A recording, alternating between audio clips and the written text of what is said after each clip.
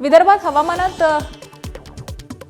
हवामान विभागाने इशारा दिलाय। अनेक जिल्ह्यांना रेड अलर्ट तर भंडाऱ्यासह काही जिल्ह्यांना ऑरेंज अलर्ट देण्यात आलाय। आणि अशामध्येच आज दुपारच्या सुमारास भंडारा जिल्ह्यामध्ये हलक्या स्वरूपाच्या पावसाने हजेरी लावली।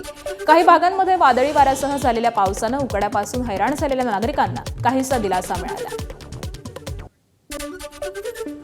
विदर्भातील अनेक जिल्ह्यांमध्ये आज रेड अलर्ट होता, तर भंडाऱ्यासह काही जिल्ह्यांमध्ये ऑरेंज अलर्ट होता। आणि परिणामी आज भंडारा शहरातील अनेक भागांच्या रस्त्यांवर तुरळक वाहतूक बघायला मिळाली, तर कुठे निर्मनुष्य वाहतूक बघायला मिळाली। अशातच आज दुपारच्या सुमारास भंडाऱ्यामध्ये चक्रीवादळा सदृश वाऱ्यानं हजेरी लावली। आणि पिंपरी पुनर्वसन नावाचं एक जुनं गाव आहे, तिथे जवळपास 30 घरांवरील छत उडाली, तर झाड कोसळून पडल्याने 2 जनावरांचाही मृत्यू झाला। तर दुसरीकडे या नवतपाच्या तप्त कडक उन्हामध्ये भंडाऱ्याच्या खुटसावरी येथेही 3000 कोंबड्यांचा मृत्यू झाल्याचं एक विदारक वास्तव समोर आलेलं आहे।